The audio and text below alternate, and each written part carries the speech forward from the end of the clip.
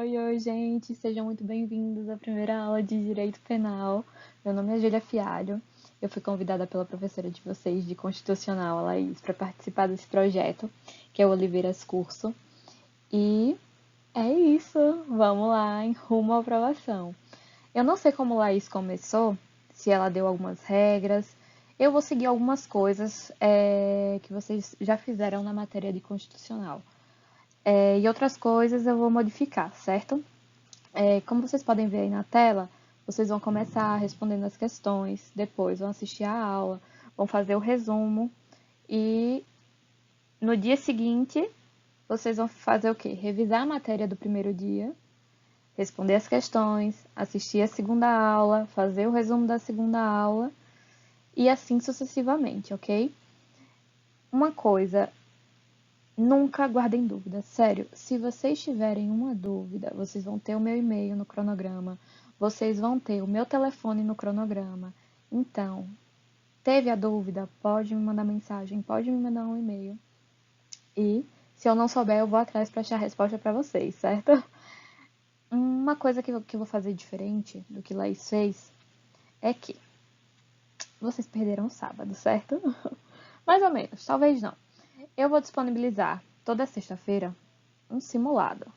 É um simulado semanal, que vocês vão responder de acordo com os assuntos dados na semana, óbvio, né? Semanal. Só que eu vou disponibilizar. Ele é para o sábado, mas eu vou disponibilizar ele na sexta-feira, ok? Para quem fala assim, ah, não, eu quero meu sábado. Ou então fala assim, ah, não, eu sigo uma religião que eu não posso fazer nada no sábado, então eu não vou poder fazer. Não, vai estar disponível para vocês na sexta, para vocês fazerem, ok? Como é que vai funcionar esse simulado? Esse simulado vão ser 20 questões objetivas e vocês vão mandar para mim a resposta, o porquê que vocês marcaram aquela questão objetiva. Exemplo, 3 exemplos. Ah, eu marquei a primeira questão letra A porque está conforme o artigo tal. A segunda questão eu marquei a letra B porque está conforme o que a doutrina diz. Ah, não, Julia. A terceira questão eu marquei a letra D porque eu não sabia, eu chutei. E eu quero saber isso de vocês porque quando eu for fazer o gráfico de desempenho, eu quero colocar não só as questões que vocês errarem, para os assuntos para vocês revisarem, mas também as questões que vocês chutaram e acertaram, certo? Para que vocês aprendam também o que vocês tiverem com dificuldade. A segunda coisa que vai ser diferente do que Laís fez é que vocês vão ter um filme para assistir durante a semana. Um filme ou um episódio de série ou um documentário, certo? Por quê? Eu sigo a teoria que a gente aprende em cada momento da nossa vida, ok? Seja assistindo filme, lendo um livro, assistindo uma série, vendo um documentário, ouvindo uma história de um amigo, de algo que ele vivenciou. Então, eu vou passar isso pra vocês. Aí vocês vão falar assim, Julia, não, o que é isso? Você já passou o simulado que não tinha, que é roubar o nosso sábado, ok? E ainda quer que a gente assista um filme. Não, não, isso não vai acontecer. Gente, vocês vão ter que achar um tempo. E assim, se vocês podem ver no cronograma, que o cronograma, diferente do de Laís, ela colocava 3 horas e alguma coisa para vocês estudarem. No meu, eu coloquei 1 hora e 50 minutos a cada dia, certo? Já para vocês terem tempo de olhar, fazer essas outras coisas que eu vou pedir. E se vocês forem calcular, e vocês vão ver que ainda vai sobrar tempo de folga para vocês. Mas quem quiser estudar mais do que 1 hora e 50 pode estudar também, que eu vou ficar muito feliz. Outro aviso é que eu nunca dei aula na minha vida, certo? Então, se vocês não estiverem entendendo ou não se identificarem com a minha didática, vocês podem falar que eu vou tentar modificar isso, tentar encontrar outra forma para que vocês aprendam, ok? Vamos para o primeiro assunto dessa aula de Direito Penal. Então, gente, antes que eu esqueça, esse filme, episódio de série ou documentário que eu vou passar para vocês para assistirem durante a semana, vai estar relacionado com algum assunto que foi dado durante a semana, certo? Então, eu quero que vocês prestem bem atenção, porque no domingo, quando nós formos debater sobre ele na reunião semanal. Eu quero ver se vocês identificam qual foi o assunto e o que está relacionado, certo? E vamos ao primeiro assunto da semana, que vai ser princípios. O primeiro princípio que vamos tratar é o princípio da legalidade. Ele está previsto no artigo 5º da Constituição Federal e no artigo 1º do Código Penal, certo? Ele diz o seguinte: não há crime sem lei anterior que o defina, nem pena sem prévia cominação legal. O que isso quer dizer? Que para uma conduta, para a conduta de um indivíduo, seja uma ação ou uma omissão ser considerada crime, é necessário que ela esteja tipificada em uma lei e que tenha uma pena para essa conduta, para que o indivíduo ele tenha ciência que a conduta dele é uma conduta criminosa, ok? É uma forma de limitação da atuação do Estado sobre a conduta do cidadão. Por quê? Porque o Estado só pode punir aquilo que tiver previsto em lei. Se não tiver previsto em lei, o Estado não pode punir. No final do slide, vem um questionamento para vocês. Medida provisória, ela pode dispor sobre o direito penal? E aí, o que vocês acham? Pode ou não pode dispor sobre o direito penal? A professora Laís falou isso, não falou não? Mas vamos lá. Não, não pode. Certo? Ai, que não feio. Minha letra não fica bonita online, gente, mas dá para vocês entenderem. Não, não pode. Ok? O artigo 62, parágrafo 1º, inciso 1º, a linha B da Constituição Federal fala isso pra gente. Que só pode dispor sobre direito penal através de lei. E uma lei que passe pelo Poder Legislativo com um processo legislativo devido, certo? Vamos para o próximo princípio. Bom, gente, o segundo princípio é o princípio da anterioridade. Esse princípio ele exige que exista uma lei prévia que defina o crime e comine a pena. O que isso quer dizer? Que antes da conduta ser praticada pelo agente, tem que existir uma lei que diga que essa conduta é um ilícito penal. É a regra do tempo regio ato. O que significa isso? Que a conduta, no momento que a conduta é praticada, já tem que existir aquela lei definindo aquela conduta como um crime, certo? Um bom exemplo disso é o artigo 216b do Código Penal, que é sobre o crime do registro não autorizado da intimidade sexual. Ele foi incluído pela Lei 13.772 de 2018. Ou seja, se alguém filmasse uma intimidade sexual de caráter privado sem autorização dos participantes, em 2017, por exemplo, não seria punido. Por quê? Porque não existia uma lei que dissesse que essa conduta era crime, ok? Uma consequência é a irretroatividade da lei penal, ou seja, a lei penal ela não retroage para alcançar fatos passados, salvo para beneficiar o réu, ok? Depois a gente vai ver isso na segunda aula, provavelmente, que é sobre novatio legis in melius. Eu vou explicar melhor isso para vocês. Vamos para o próximo princípio. Bom, gente, o terceiro princípio é o princípio da pessoalidade, certo?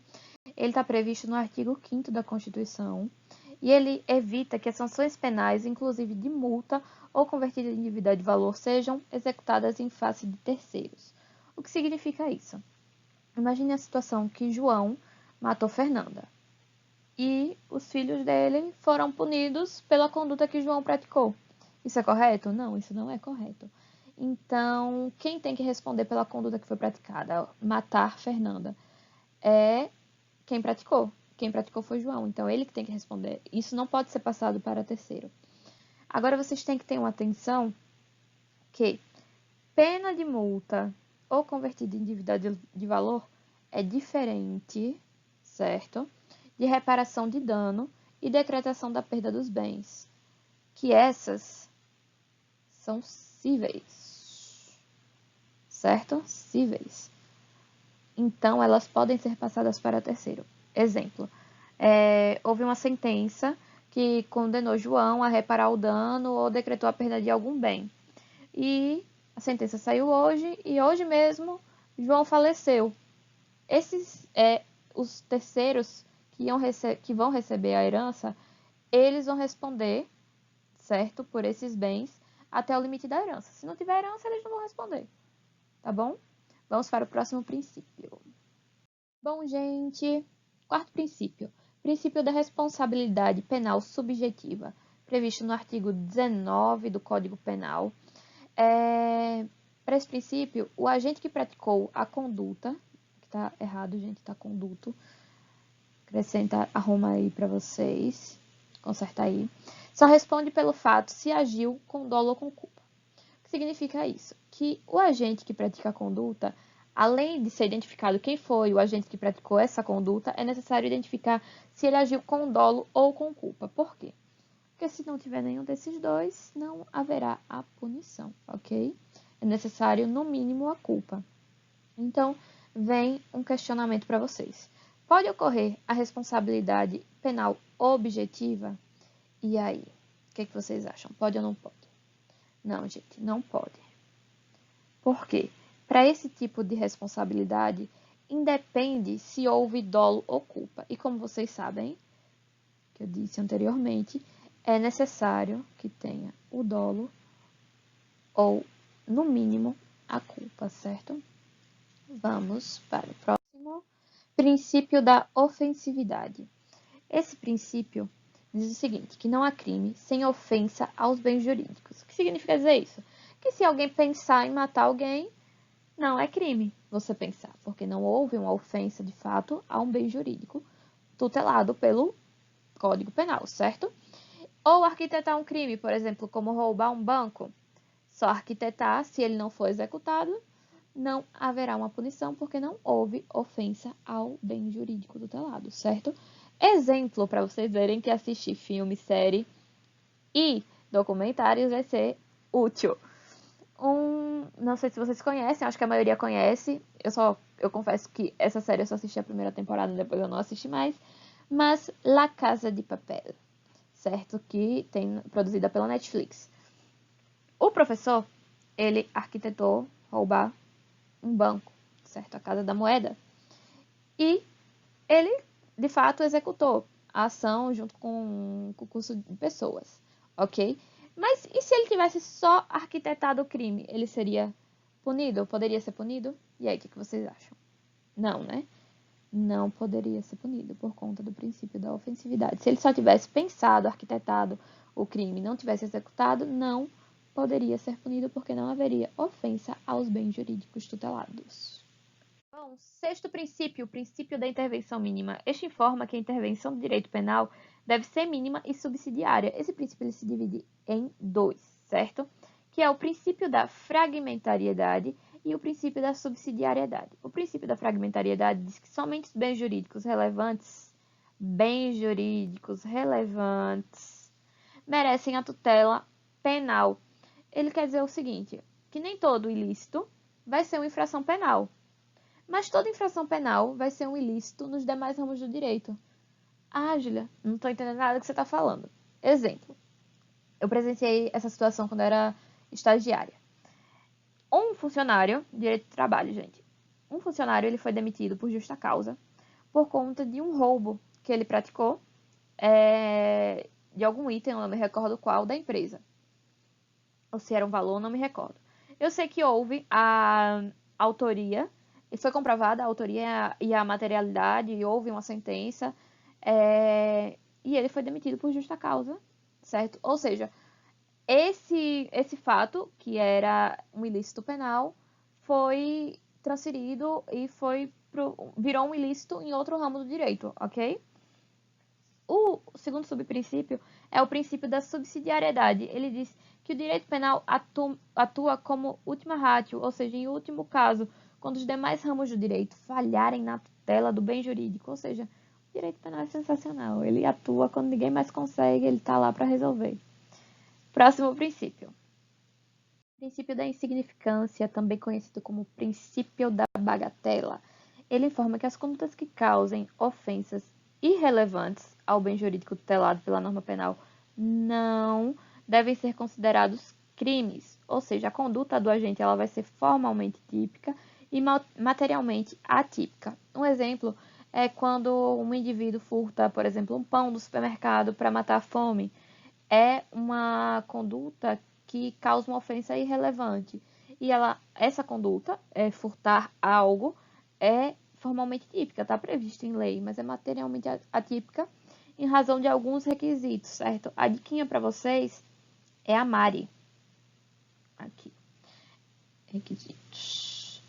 A Mari. Esse entendimento da Mari, desses requisitos da Mari, ele está pacificado pelo STF e pelo STJ. Acho até que eu coloquei uma questão relacionada a isso para vocês, que a resposta eram os requisitos. Vamos lá, Mari. Mínima ofensividade da conduta do agente. Ausência de periculosidade social da ação. Reduzido grau de reprovabilidade do comportamento. E inexpressividade da lesão jurídica causada. São esses requisitos, esses são os requisitos necessários para a aplicação do princípio da insignificância, também conhecido como princípio da bagatela, certo, gente? Princípio da adequação social.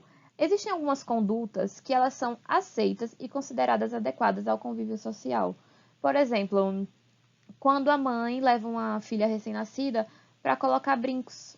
Via de regra, ela fura a orelha da criança para colocar os brincos, porque isso é uma situação aceita e considerada adequada para o convívio social. Mas, via de regra, é uma conduta formalmente tipificada no Código Penal, mas não vai existir essa punição por conta desse princípio da adequação social. Outro exemplo são os lutadores de UFC. Eles, via de regra, eles estão se agredindo, correto? Eles estão em prol do entretenimento e tal, mas é uma lesão corporal, é uma conduta tipificada no Código Penal. Mas não vai ser punível, em razão do princípio da adequação social. Não pode, quando se adequa, não pode ser punível, certo, gente? Agora, e a pessoa que vende CDs e DVDs piratas pode se enquadrar no princípio da adequação social? E aí, o que vocês acham? Pode ou não pode? Não, gente. Não pode. Porque tanto o STF quanto o STJ entendem que esse crime é típico, formal e material. Ou seja, essa conduta de expor à venda DVDs e CDs não vão se enquadrar, CDs e DVDs falsificados não vão se enquadrar no princípio da adequação social. E por que o STJ e o STF entendem isso? Eles entendem que esse crime ele causa um dano muito grande à indústria fonográfica e ao fisco, porque o fisco não vai receber o imposto, certo? Outro exemplo que não se enquadra nesse princípio é o jogo do bicho.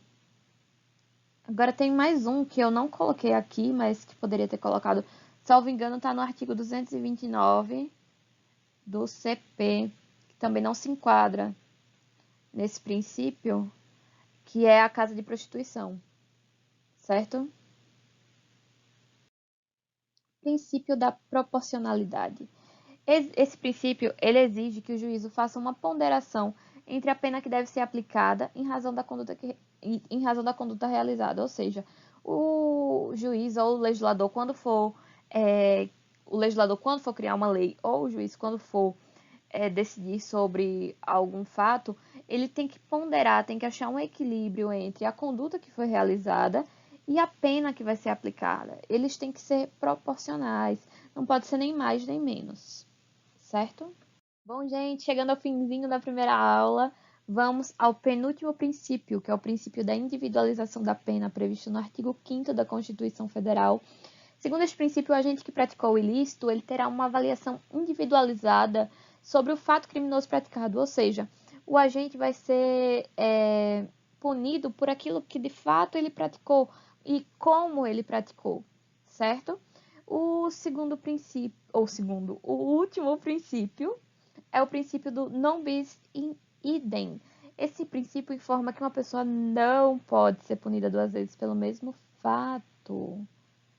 Não pode, gente. Tal princípio ele limita o poder do Estado e assegura garantias e direitos fundamentais da pessoa humana. Agora vocês têm que ter atenção com uma coisa. Com crime praticado no estrangeiro. A gente vai explicar melhor essa questão do crime praticado em outro país na nossa terceira aula, quando a gente for falar de lei penal no espaço.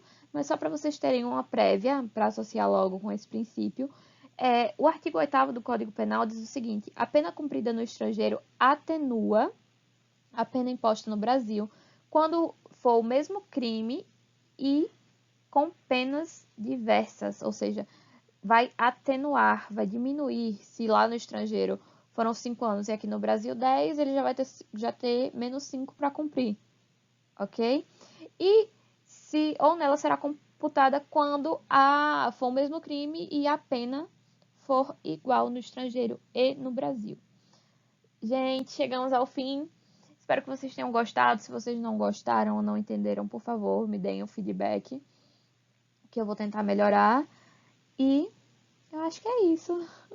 Sejam bem-vindos e até a próxima.